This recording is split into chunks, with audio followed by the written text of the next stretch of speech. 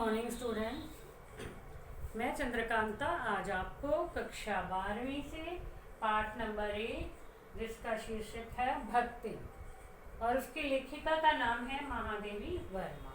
तो उस पाठ को पढ़ करके उसका जो है अर्थ आपको मैं समझा रही हूँ, क्योंकि इसमें बहुत से ऐसे शब्द दिए गए हैं जिनका यदि हमें अर्थ नहीं पता तो हम उस पूरी पंक्ति को ये कई बार तो उस गद्यांश को ही नहीं समझ पाते हैं कि इसमें क्या है, क्योंकि 4-5 शब्द भी ऐसे आ गए जिसका हमें अर्थ नहीं पता तो हम वो समझ नहीं पाएंगे।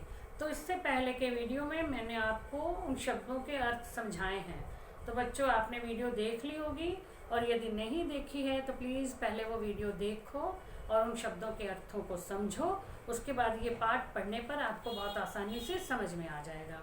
तो अब हम शुरू करते हैं इस लेसन को। सेवक धर्म में हनुमान जी से स्पर्धा करने वाली भक्तिन किसी अंजना की पुत्री न होकर एक अनाम धन्या गोपालिका की कन्या है।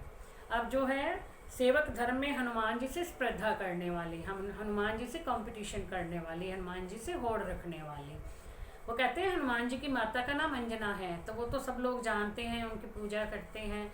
तो कहते हैं कि वो अंजना की पुत्री तो नहीं है, लेकिन एक अनाम धन्या यानी जिसके नाम को कोई नहीं जानता, एक ग्वालिन की पुत्री है, एक ग्वाले की पुत्री है। नाम है लक्ष्मी। लक्ष्मी का मतलब होता है लक्ष्मी, लक्ष्मी का अर्थ होता है धन की देवी। लेकिन जो भक्तिन के पास धन नाम की कोई चीज़ नहीं थी, पर जैसे मेरे नाम की विशालता मेरे लिए दुर्वाह है, वैसे ही लक्ष्मी की समृद्धि भक्तिन के कपाल की कुंचित रेखाओं में नहीं बंध सकी। वो कहती है कि जैसे मेरा नाम जो है मेरे समान नहीं है, यानी नाम लक्ष्मी है तो मेरे पास बहुत अधिक धन होना चाहिए। मेरा नाम मेरी स्थिति के विपरीत है, क्योंकि मेरी कपाल रेखाओं में वो कह रही है कि मेरे माथे की लकीरों में कहीं भी धन की लकीर नहीं है, यानी धन नहीं दिखाई दे रहा है। तो मैं जो है लक्ष्मी नाम के अनुसार नहीं हूँ। वैसे तो जीवन में प्राय सभी अपने अपने नाम का विरोधाभास लेकर के जीते हैं, यानी सभी को जीना पड़ता है। बहुत से लोग ऐसे होते हैं जो अपने नाम के विपरीत होते हैं। अब जैसे किसी व्यक्ति का नाम है नयन सुख, लेकिन वो वैसे अंधा है, बेचारे को दिखाई नहीं देता। अब एक अंधे व्यक्ति का नाम नयन सुख यानी उसको आंखों का सुख मिलेगा, तो वो कैसे देख तो वो सकता ही नहीं है। तो इस तरह से बहुत से लोग होते हैं जो नाम उनके विपरीत होता है, लेकिन फिर भी जो है उस विरोधाभास के साथ उन्हें जीना पड़ता है। पर भक्तिन बहुत समझदार है। अब वो समझदार है, उसे पता है यदि मेरा नाम लक्ष्मी सबको पता चलेगा तो लोग मेरा मजाक करेंगे कि मेरे पास धन तो है नहीं, नाम लक्ष्मी। तो वो अपना नाम किसी को बताती ही नहीं है, अपना नाम लक्ष्मी नहीं बताती किसी को। कब बताया उसने अपना नाम लक्ष्मी? जब वो शहर में जाती है और नौकरी की तलाश करती है, तब महादेवी वर्मा से मिलती है। वहाँ जाकर के जब उसने पूरी कथा अपनी महादेवी जी को सुनाई तो उसके साथ साथ में अपना ये नाम भी बड़ी ईमानदारी से उसने बता दिया भी मेरा नाम लक्ष्मी है, लेकिन मैं अपना नाम लक्ष्मी किसी को नहीं बताती, क्योंकि मेरा नाम जो नाम है वो विपरीत है। मतलब मैं अपने नाम के विपरीत हूँ। नाम लक्ष्मी है लेकिन मेरे पास कोई धन नाम की चीज़ नहीं है। और मैं आपसे भी प्रार्थना करती हूँ कि आप मेरा ये नाम लक्ष्मी किसी को ना बताएं। तो अब इसका प्रश्न है, भक्तिन की हनुमान जी से किस संबंध में स्पर्धा थी? अब हनुमान जी श्री राम के अनन्य भक्त थे, वे हमेशा उनकी भक्ति करते रहते थे। ठीक है, उसी तरह से महादेवी वर्मा की भक्ति करती रहती थी। कौन? भक्ति। वो जो है मतलब भक्तिन की महादेवी वर्मा के प्रति सेवा की भावना थी। वो बड़े मन से उनकी सेवा करती रहती थी, पूरी लगन से जो है उनकी सेवा करती थी। वो हनुमान जी श्री राम की सेवा करते थे और भक्तिन अपनी स्वामिनी महादेवी वर्मा की सेवा करती थी। इस प्रकार से सेवा के मामले में उनकी हनुमान जी से प्रतिस्पर्धा थी। ठीक है, अब अगला है भक्तिन का मूल नाम क्या था? वह ये नाम लोगों से क्यों छुपाती थी? भक्तिन का मूल नाम था लक्ष्मिन। अब लक्ष्मिन ये लिखा हुआ है लक्ष्मिन। लक्ष्मिन का मतलब क्या है? इसमें लक्ष्मी दिया हुआ है, नाम है लक्ष्मी। लक्ष्मी कौन है? लक्ष्मी है धन की देवी, लेकिन जो भक्तिन थी उसके पास धन नहीं था, तो उसे ऐसा लगता था कि मेरा नाम लक्ष्मी है, मेरे पास है नहीं धन, मैं तो बहुत गरीब हूँ, तो लोग मेरा मजाक करेंगे, इसलिए वो अपना ये नाम लोगों से छिपा लेती थी, लोगों को नहीं बताती थी। पहली बार मिलने पर भक्तिन ने महादेवी के साथ जिस ईमानदारी का परिचय दिया था वो क्या था?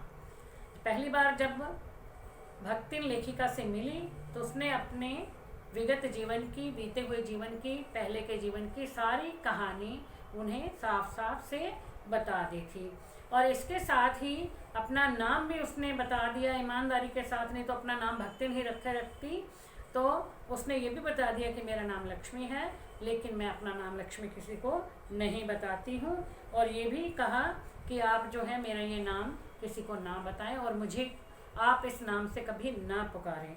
इस तरह से अपनी सच्चाई बता करके भक्ति ने ईमानदारी का परिचय दिया था।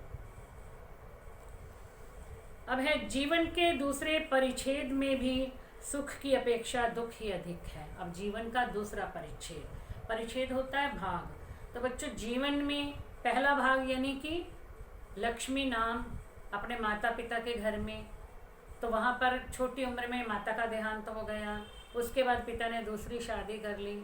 सौतेली माँ का उसके प्रति व्यवहार अच्छा नहीं था, वे उसे हमेशा परेशान करती रहती थी और उसका अपमान करती थी।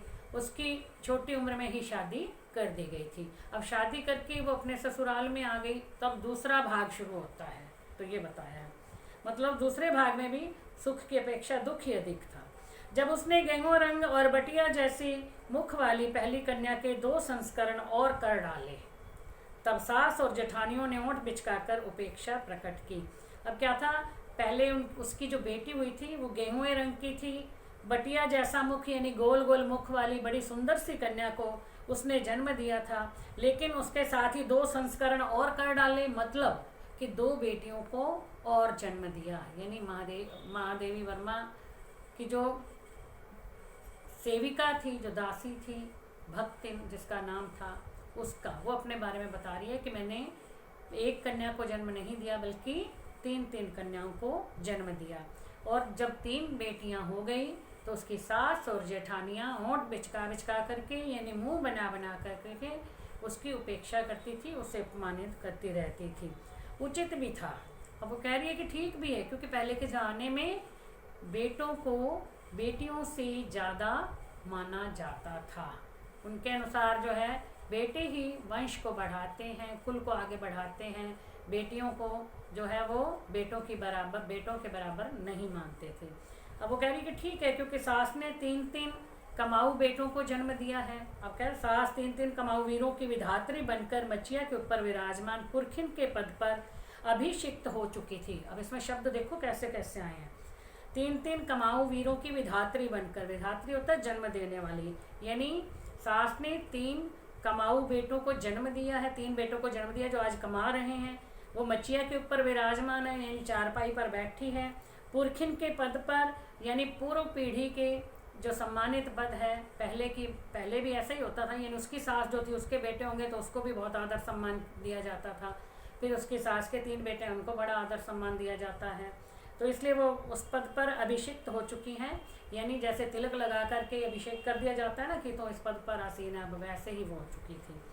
और दोनों जेठानियाँ काकभुशुंडी जैसे काले लालों की क्रमबद्ध सृष्टि करके इस पद के लिए उम्मीदवार थी। यानी अब इसके बाद जो है सास की तरह ही इनकी जेठानियों को भी यही पद मिलेगा, यानी इसी सम्मानित पद पर आसीन होंगी वो, चाहे उनके बेटे बहुत काले रंग के कौओं की तरह हैं, काकभुशुंडी जैसे कौओं की तरह काले काले हैं, लेकिन फिर भी हैं तो बेटे ही, इसलिए अब जो है उन्हें जो इस पद पर बिठाया जाएगा। छोटी बहू के लीक छोड़कर चलने के कारण उसे दंड मिलना आवश्यक हो गया। छोटी बहू कौन थी? भक्तिन। अब लीक छोड़ना यानी मान्यता से हट जाना, जिसको हम कहते हैं, उसने उस परंपरा को तोड़ दिया था कि उनके घर में जो है बेटों को ही जन्म देना था, पहले बेटा ही होना चाहिए, लेकिन इसके बेटा नहीं हुआ, तो इसने इस लीक को तोड़ दिया, इस मान्यता को तोड़ दिया था। अब उससे तो इसकी सज़ा मिलनी ही थी। वो खुद ही कह रही है, मान रही है कि क्योंकि ऐसा होता था पहले, लेकिन आजकल के ज़माने में ऐसा नहीं है। आज बेटा और बेटी दोनों को समान अधिकार दिया जाता है, दोनों को एक समान माना जाता है। पूरे समाज में भी आज जो है लड़की और लड़का समान माने जाते हैं। प्रश्न है, गेहुए रंग और बटिया जैसे मुख वाली पहली कन्या के 2 संस्करण का आशय स्पष्ट कीजिए। यानी भक्तिन ने पहली कन्या को जन्म दिया जो गेहुए रंग की गोल मुख वाली बड़ी ही सुंदर थी, लेकिन उसके बाद 2 संस्करण यानी उसके बाद 2 और कन्याओं को जन्म दिया। ठीक है, इस तरह से वह इन 3 कन्याओं की माता बन गई थी। सास और जेठानियों के भक्तिन के प्रति उपेक्षा भाव को उचित बताने का क्या कारण है? अब भक्तिन की सास ने भी 3 बेटों को जन्म दिया, उसकी जेठानियों ने भी कौओं के समान काले काले बेटों को जन्म दिया है। अब सास के बाद उस सम्मानित पद को पाने वाली उसकी जो है जेठानियाँ ही हैं, परंतु भक्तिन के 3 बेटियां हैं, बेटा नहीं है। इस कारण उसकी सास और जेठानियों का उसके प्रति उपेक्षा का भाव उचित ही है, क्योंकि भारतीय समाज में सदा से ही पुत्रों को पुत्री की अपेक्षा अधिक महत्व दिया जाता है, उनका अधिक मान सम्मान किया जाता है। छोटी बहू को दंड मिलना क्यों आवश्यक था? छोटी बहू कौन थी? भक्तिन थी। उसे दंड क्यों मिलना आवश्यक था? क्योंकि उसने बेटे को जन्म नहीं दिया था, बल्कि 3 पुत्रियों को जन्म दिया था, और जबकि उसकी सास और जेठानियों ने पुत्रों को जन्म दिया था, इसलिए उसे दंड तो मिलना ही था। अब आगे है, उसका दंड विधान के भीतर कोई ऐसी धारा नहीं थी जिसके अनुसार खोटे सिक्कों की टकसाल जैसी पत्नी से पति को विरक्त किया जा सके। विरक्त होता है अलग करना, दंड विधान कानून की में कोई ऐसी सजा नहीं थी। खोटे सिक्कों की टकसाल जहाँ पर सिक्के ढाले जाते हैं, अब खोटे सिक्कों की टकसाल भक्तिन को कहा गया है क्योंकि पुत्रियों को खोटा सिक्का माना गया है, इसलिए उसने कहा कि उसने 3 बेटियों को जन्म दिया है तो खोटे सिक्कों की टकसाल कहा गया है उससे।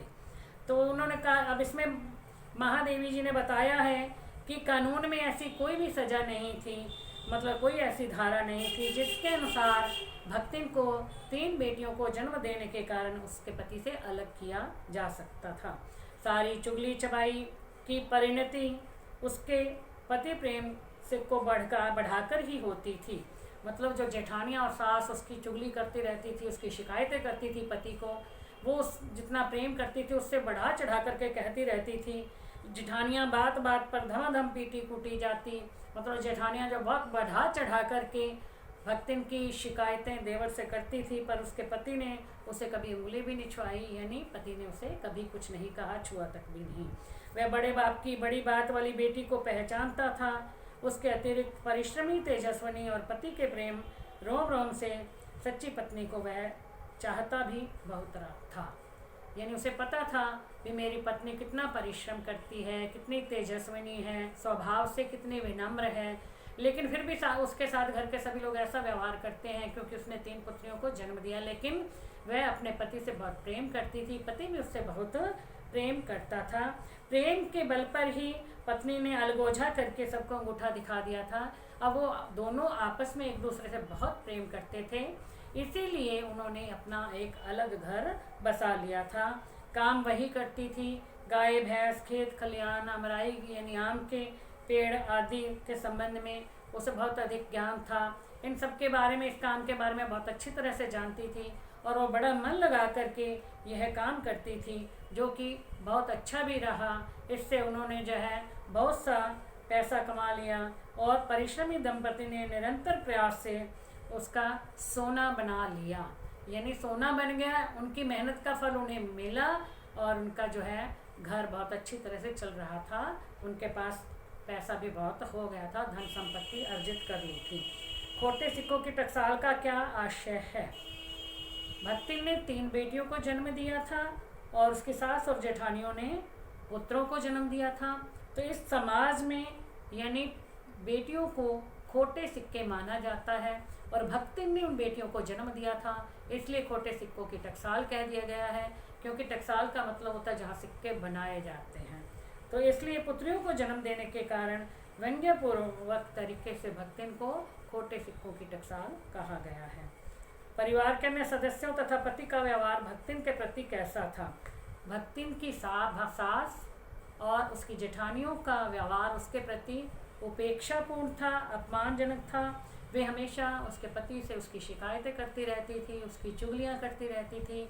लेकिन पति का स्वभाव जो था बहुत अच्छा था, वो अपनी पत्नी से बहुत प्रेम करता था और इसलिए वो उनकी शिकायतों पर, उनकी निंदा पर कोई ध्यान नहीं देता था।